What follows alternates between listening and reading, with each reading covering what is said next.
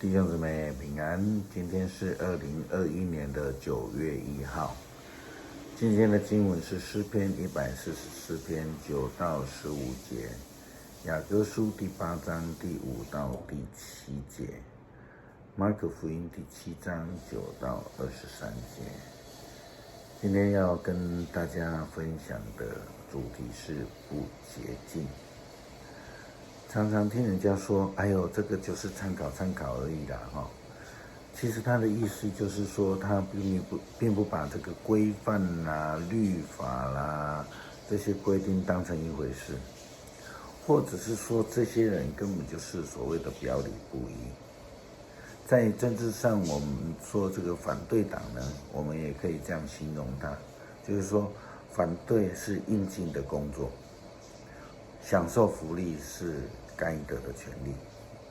口里说的跟实际的行为差别太大了。在面对武汉肺炎的防疫来说，疫情失控的国家地区，基本上大多数呢都是属于这样的问题，上情不下达，所产生这样的状况其实很严重的哈。我们就以美国一个医学最先进的国家之一而言，我们常看到联邦政府的规定啊，各州政府的说法啊，甚至各县啊、各市啊，就连那个警察局长都可以站出来唱反调，说我不遵守、不执行。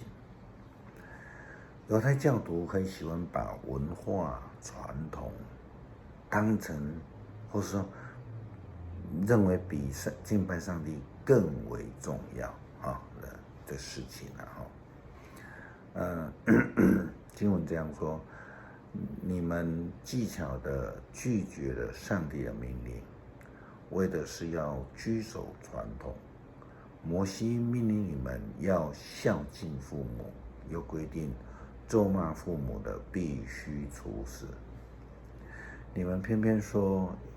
要是有人把奉养父母的东西当作各额版，意思就是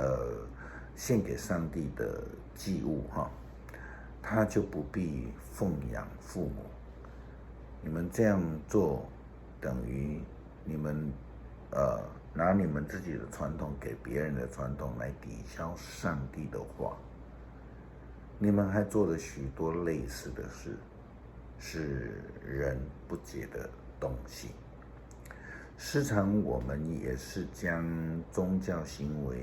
当成这种宗教行为的传统，当成比这个信仰更为重要的表现，要求所有的信徒要跟随他们所制定的规范，并且认为这样的执行比敬拜上帝还要重要。他们坚持所有这个要所有的人呢跟着他们的这个传统来做。他们说这样才算正确的，还说这样才算是洁净的。相反的，如果不这样行的时候，他们就说这是不洁净的。那我们可以想一些生活的例子来反省思考。早期我们认为不能跟其他族裔同婚教会的人也反对教会内的这个青年呢嫁娶，跟这个非基督徒嫁娶。其实这个都是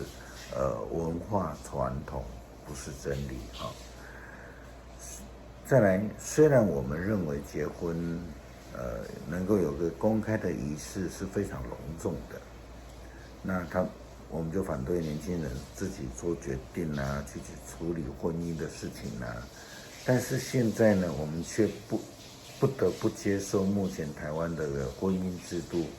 所谓的登记制。但是这也是一个政治规范，跟真理也没有关系。我们也认为说要穿得端庄，非常高尚的，才能去礼拜堂敬拜上帝。如果这是自我要求，牧师觉得这样非常好。但是如果把它当成说这样做才是敬虔的，才是圣洁的，那么牧师要请大家来思想，如果那一些比较穷困的人，他穿得比较破烂，穿得比较平常的人，他们敬拜上帝就不可以吗？所以这个跟真理、圣洁也没有关系。再来就是早期在礼拜堂的时候呢，进到礼拜堂去，男人跟女人要分开两边坐。如果不这样做，就被认为不圣洁、不端庄，没有礼好的这个道德啊。但是这只不过是当时候社会背景以及文化，甚至我们说这个根本跟圣洁跟洁净是完全没有关系的，跟真理也没有关系。再来，我记得我们年轻的时候，我们带着吉他要去教会里面礼拜堂去做献诗。那教会的长辈不能接受吉他，他们认为这样的乐器不是赞美的乐器，他们认为不端庄、不圣洁。但事实上，那也跟真理无关了哈。如果以现在的敬拜赞美来看，我们所使用的乐器，可能那当时候的教会内的长辈也无法理解，也无法接受的。因为这个跟圣洁一点关系都没有嘛，当然还有很多的事情可以来反省，有什么样的文化传统礼俗，我们把它当成比上帝的教导旨意还要重要呢？牧师鼓励兄姐自己来思考跟反省哈。耶稣基督告诉我们，你们大家都要听我的话，也要明白，那从外面进到人里面的，不会使人不洁净，相反的，那从人里面出来的，才会使人不洁净。意思就是说，心理层面的问题才是人真正的洁净的问题，心态上的不健康才是真正的问题。耶稣基督进一步的说明，他说：“那使人不洁的，是从人里面出来的，因为从里面就是从人心里出来的种种恶念。这样的恶念指使他去犯通奸、偷盗、凶杀、淫乱、贪心、邪恶、诡诈、放荡、嫉妒、毁谤、骄傲、狂妄等罪。这一切的邪恶都是从人里面出来，而真正使人不洁净的。人心里面的束缚才是真正的不洁净，灵性的不洁净才是真正的问题。盼望我们都能够成为一位